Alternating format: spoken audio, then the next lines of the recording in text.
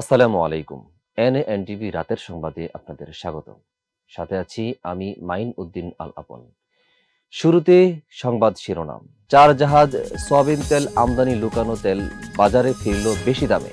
Sheikh Hasina Sheikh রেহানার bank হিসাব তলব। আওয়ামী লীগ আমলে বঞ্চিত 754 জনকে পদোন্নয়নের সুপারিশ।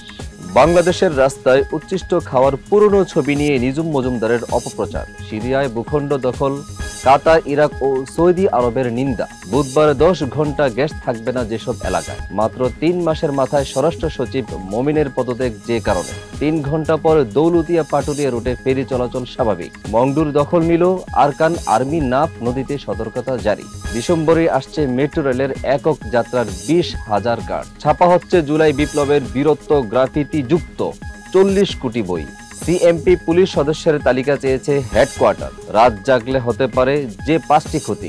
জিয়াউর রহমান যখন স্বাধীনতার ঘোষণা দেন, আমি পাশে বসা ছিলাম। কর্নেল অলি। অর্থ পাচার মামলায় তারেক রহমানের সাজা স্থগিত। র্যাব বিলুপ্তির সুপারিশ বিএনপির। শুনছিলেন সংবাদ শিরোনাম, এবারে শুনবেন বিস্তারিত। ব্রাজিল ও আর্জেন্টিনা থেকে চট্টগ্রাম বন্দরে অপরিশোধিত সয়াবিন তেলের 4টি জাহাজ আগমন ঘটেছে, যা বাজারে বোতলজাত সয়াবিন তেলের সংকটের সময় এসেছে। সরকার সোমবার সয়াবিন তেলের দাম প্রতি লিটারে 8 টাকা বাড়িয়েছে, যা বাজারে সরবরাহ বাড়ানোর আশাবাদ দেখাচ্ছে। জাহাজগুলোতে মোট 52,100 টন সয়াবিন তেল রয়েছে, যা সিটি গ্রুপ, মেঘনা গ্রুপ অব ইন্ডাস্ট্রিজ এবং টিকে গ্রুপ আমদানি করেছে। জানা যায়, সম্প্রতি বাজার থেকে বোতলজাত সয়াবিন তেল হারিয়ে গিয়েছিল।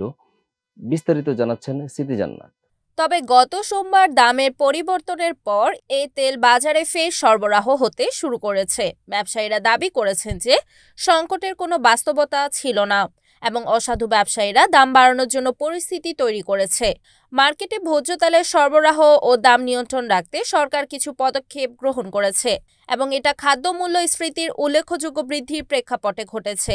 বর্তমান পরিস্থিতিতে ব্যবসায়ীদের মধ্যে স্বচ্ছতা ও সঠিক তথ্য যাচাই করার আহ্বান উঠেছে, যাতে সিন্ডিকেট খুঁজে বের করা যায় এবং ভোক্তার উপর চাপ কমানো সম্ভব হয়।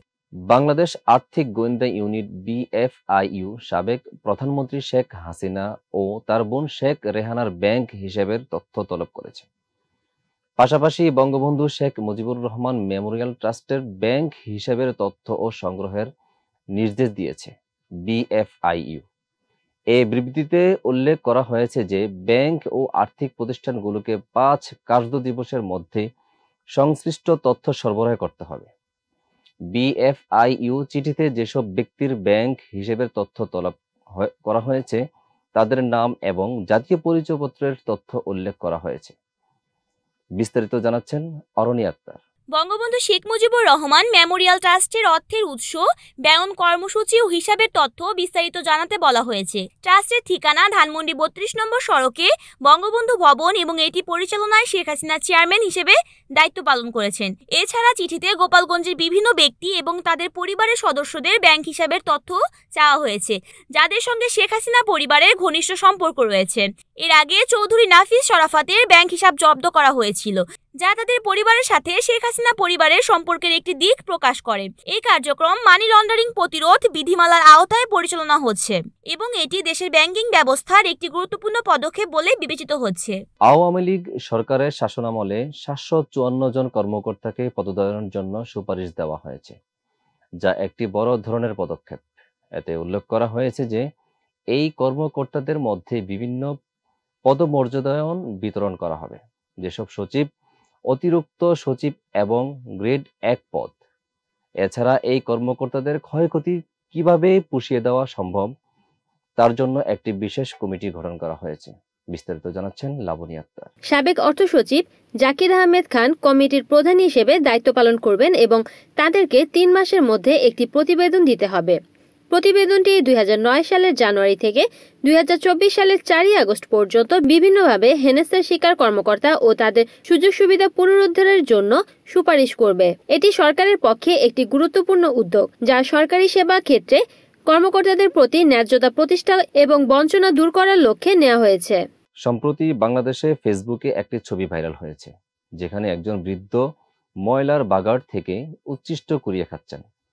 আওয়ামী লীগ সমর্থক অনলাইন অ্যাক্টিভিস্ট নিজুম মজুমদার দাবি করেছেন যে বাংলাদেশের মধ্যে দুর্ভিক্ষ চলছে এবং এই ছবিটি শেয়ার করেছে।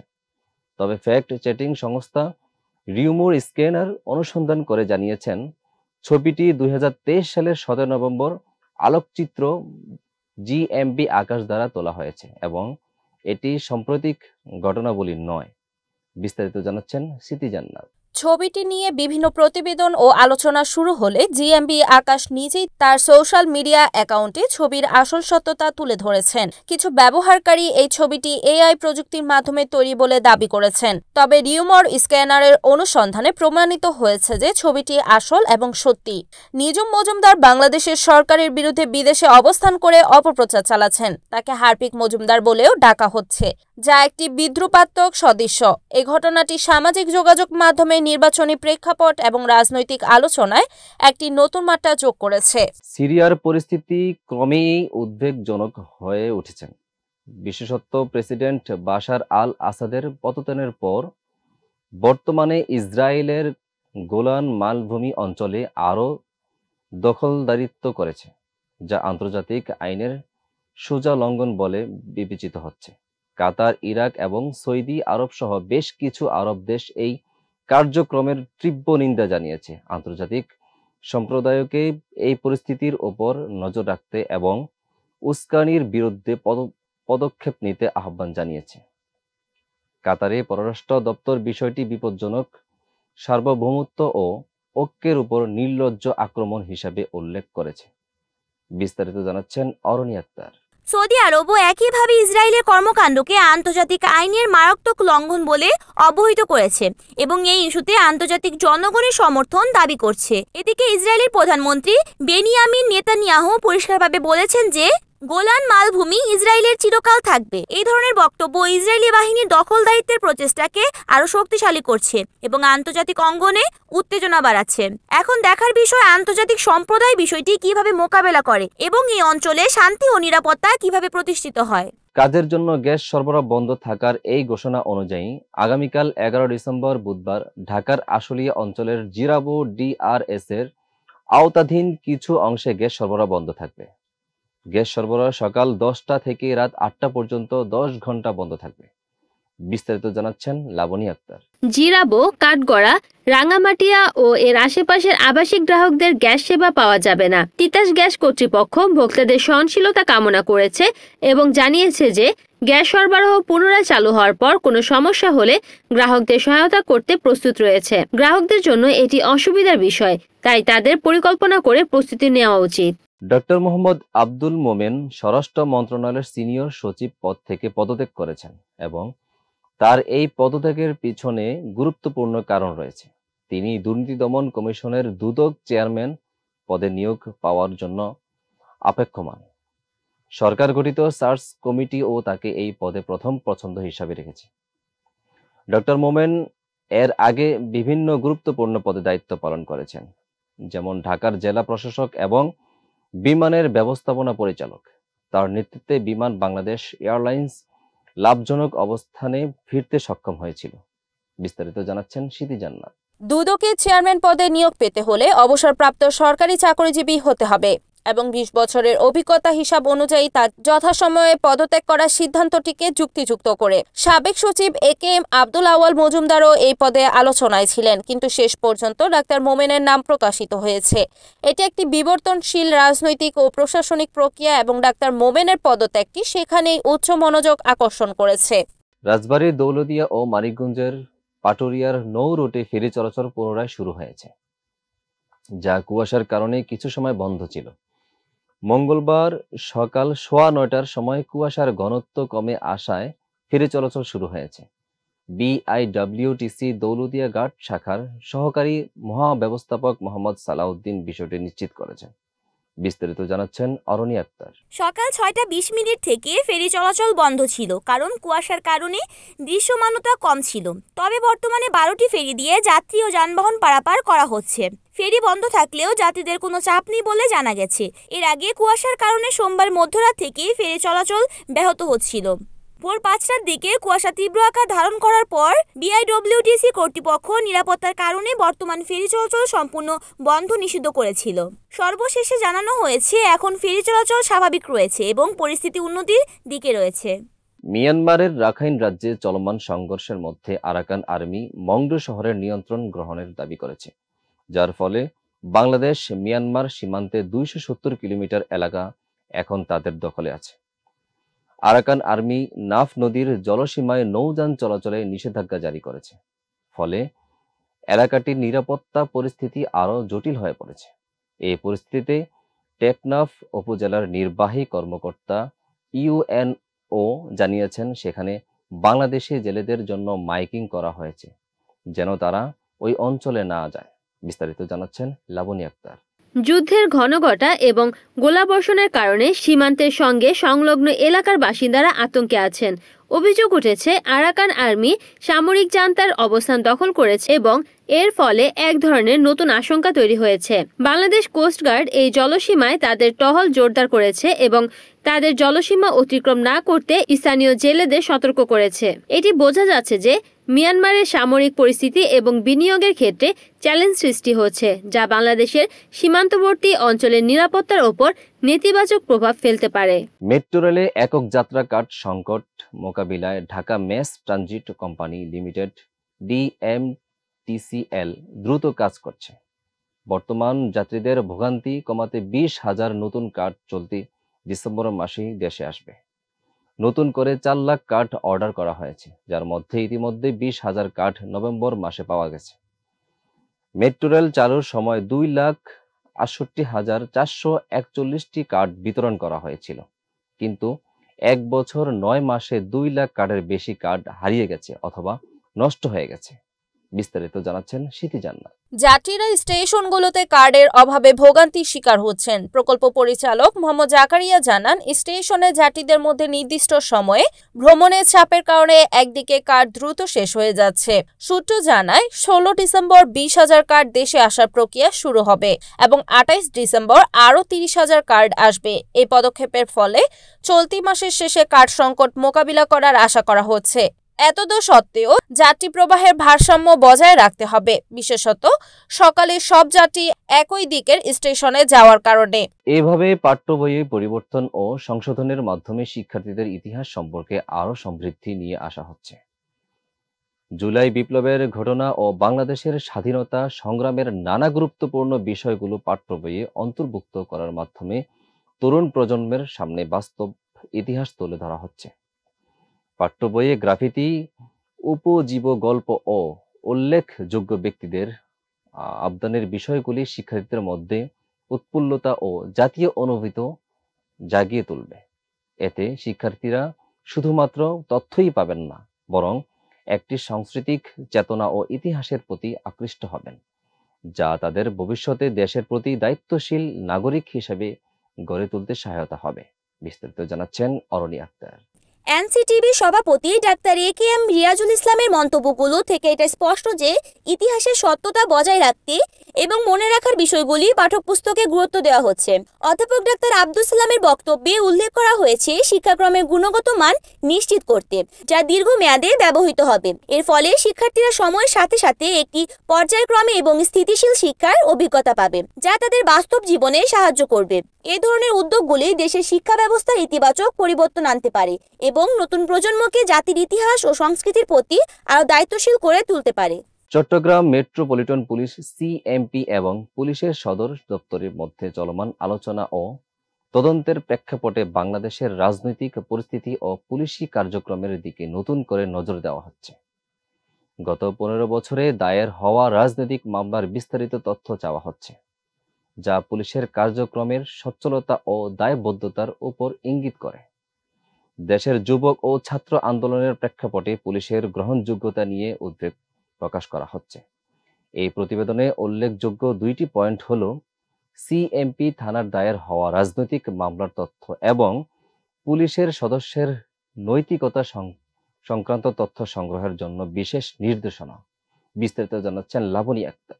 সর্বোপরি রাজনৈতিক মামলায় পুলিশি ভূমিকা এবং ছাত্র আন্দোলনে পুলিশের কার্যক্রমের প্রতি জনগণের অভিযোগ ও প্রতিক্রিয়া সুরক্ষিত করতে সংশ্লিষ্ট কর্তৃপক্ষের নিরীক্ষা অত্যন্ত গুরুত্বপূর্ণ। পুলিশের সদস্যদের নেতিবাচক ভূমিকার বিষয়ে তথ্য সংগ্রহীত হতে চলেছে, যা পুলিশের স্বচ্ছতা ও দক্ষতার জন্য জরুরি।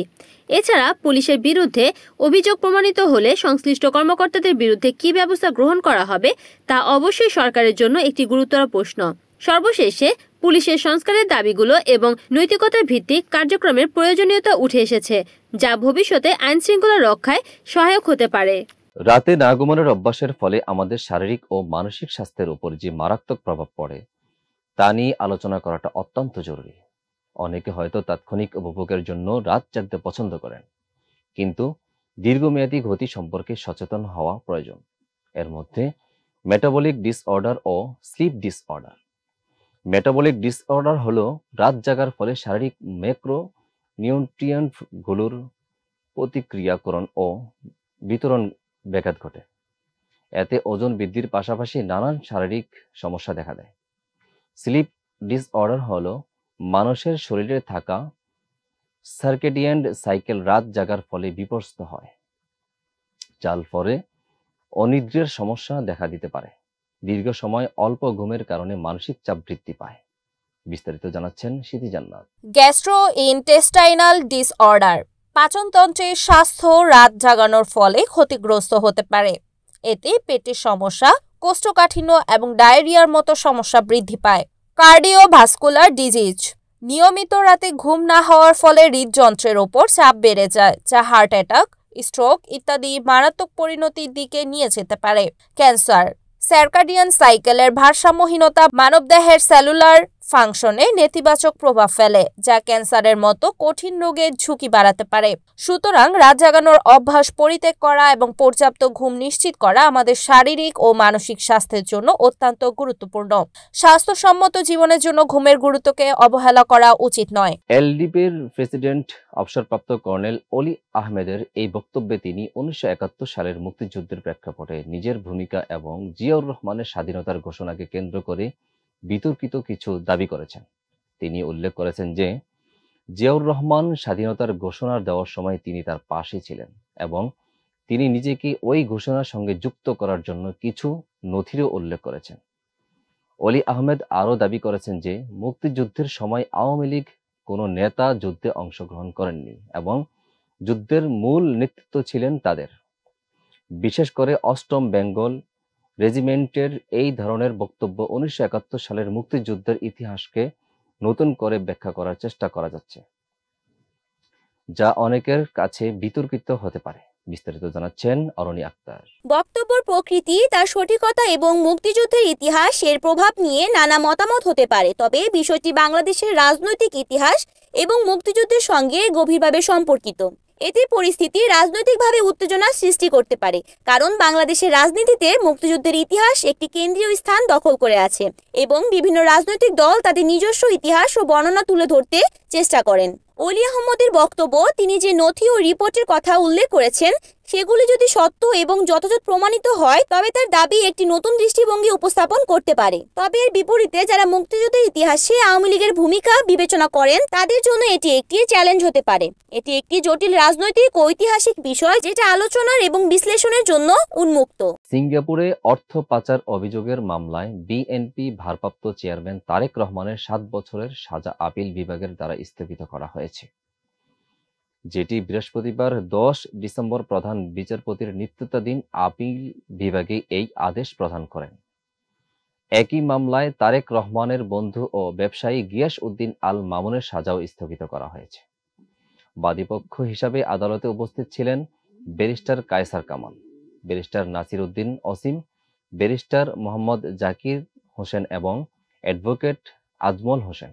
বিস্তারিত জানাচ্ছেন লাবনী আক্তার। আইনজীবীরা জানান 2013 সালের 17 নভেম্বর ঢাকার একটি আদালত তারেক রহমানকে ওই মামলায় খালাস দিয়েছিলেন। অপরদিকে বিচারিক আদালতের রায়ে গিয়াসউদ্দিন আল মামুনকে 7 বছরের কারাদণ্ড দেওয়া হয়েছিল। পরবর্তীতে দুদক হাইকোর্টে আপিল করলে 2016 সালে ওই রায়টি বাতিল করে তারেক রহমানকে 7 বছরের কারাদণ্ড এবং 20 কোটি টাকা জরিমানা ধার্য করা হয়। এটি ছিল তারেক রহমানের বিরুদ্ধে প্রথম সাজা। বিএনপি বাংলাদেশ ন্যাশনালিস্ট পার্টি সরকারের পুলিশ সংস্কার কমিশনের কাছে র্যাপিড অ্যাকশন ব্যাটালিয়ন র্যাব বিলুপ্ত করার সুপারিশ করেছে। বিএনপির স্থায়ী কমিটির সদস্য ও পুলিশ সংস্কার কমিটির প্রধান অবসরপ্রাপ্ত মেজর হাফিজ উদ্দিন আহমেদ মঙ্গলবার 10 ডিসেম্বর এক সংবাদ সম্মেলনে এই তথ্য জানান। তিনি বলেন, র্যাব বহু হত্যাকাণ্ডের সঙ্গে জড়িত এবং এটি দেশ ও বিদেশে ব্যাপক নিন্দা ও সমালোচনার মুখে রয়েছে। হাফিজ উদ্দিন আহমেদ বলেন, র্যাবের কার্যক্রমের কারণে দেশি বিদেশি মানবাধিকার সংগঠন, জাতিসংঘ এবং বিভিন্ন রাজনৈতিক দল তাদের বিরুদ্ধে অভিযোগ তুলেছে। বিস্তারিত জানাচ্ছেন সিদ্ধি জান্নাত। র্যাব বর্তমানে যুক্তরাষ্ট্রের নিষেধাজ্ঞার শিকার এবং এ পরিস্থিতিতে তাদের বিলুপ্তির সুপারিশ করা হয়েছে। এছাড়াও তিনি মন্তব্য করেন, পুলিশ ভেঙে পড়েছে এবং জনগণের বিশ্বাস ও আস্থা হারিয়েছে। বিএনপি দাবি করে যে পুলিশ বাহিনীর সংস্কার এখন সময়ের দাবি এবং রাজনৈতিক প্রভাবমুক্ত, জবাবদিহিমূলক ও দুর্নীতিমুক্ত একটি পুলিশ বাহিনী গড়ে তোলার জন্য 17 দফা সুপারিশ করেছে। এসব সুপারিশে পুলিশের অযৌক্তিক বল প্রয়োগ ও নিষ্ঠুর আচরণের বিরুদ্ধে পদক্ষেপ গ্রহণের কথাও উল্লেখ করা হয়েছে। এছাড়া বিএনপি একটি 6 সদস্যের কমিটি গঠন করেছে, যারা এই সুপারিশমালা প্রস্তুতের জন্য বিভিন্ন পক্ষের সঙ্গে মতবিনিময় করেছে। সরকারের কাছে তোলা এই সুপারিশগুলো দেশের আইন শৃঙ্খলা ব্যবস্থার উন্নয়নে সহায়ক হবে বলে আশা ব্যক্ত করা হয়েছে। এ ছিল এনএএনটিভির রাতের সংবাদ। সাথে থাকার জন্য ধন্যবাদ।